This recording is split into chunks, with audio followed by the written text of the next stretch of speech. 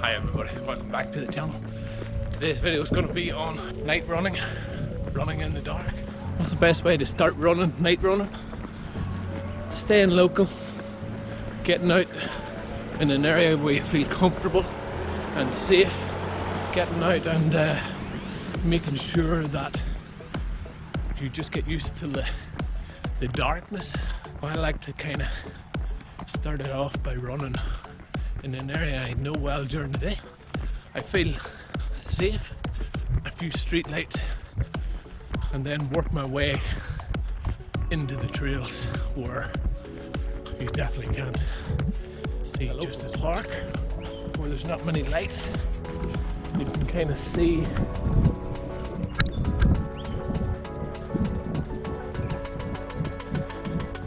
get the experience on the grass where the light is kind of showing up.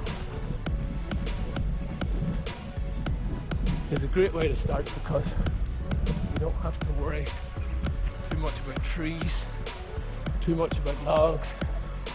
Just get out before the sun comes up.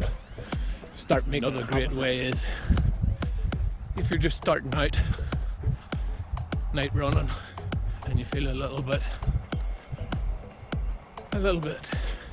cautious about going out on your own, meet up with a group of friends. If you get the chance, you really want to be training in the same type of environment that you're going to be running in.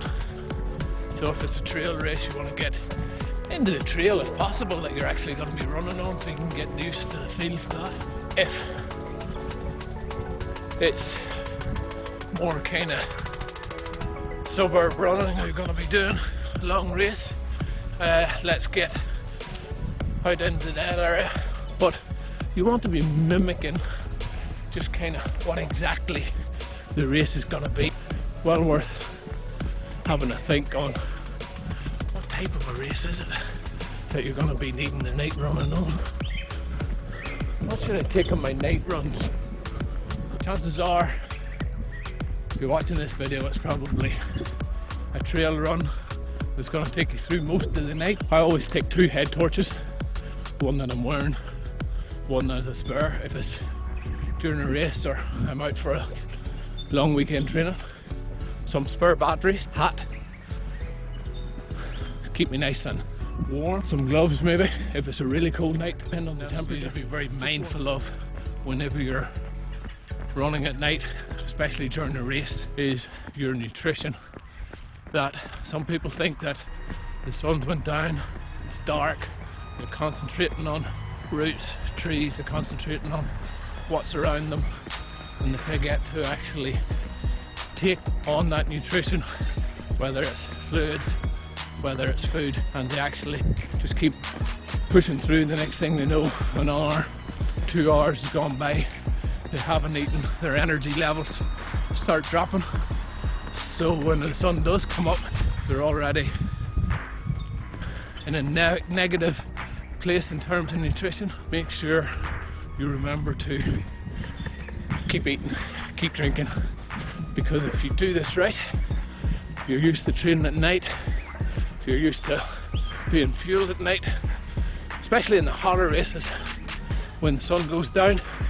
Everybody else who hasn't done the night training, who hasn't watched the videos, not as confident at night, they're going to be slowing down, taking things easy, and that's whenever you're going to have the confidence and the self-belief just to keep moving on and actually making up some of that time. How long should I be training in the dark for? And that's a really hard question to answer, guys. If you've got a race that's going to be going through the night and you're going to be out there for an extended period of time, one, you're going to want to feel confident. So if you do 3 night runs and you think I've got this shit and you feel confident about it, probably not need to do an awful lot more. But if you're the type of person that's curious, feels like you're just not getting the coordination right, it's just not feeling right, keep going until it becomes natural. Should that be 5 nights of training in the dark? Should it be 10 nights of training in the dark? Whatever it is, just until you feel confident. Because once you've learnt the skill, you might need to top it up every so often. You're not going to forget it. So as long as you feel confident in the dark, work your way into the trails where it's going to be a lot more darker. Woo! If you want to find out what head torches I'm using, just have a look down in the comments below.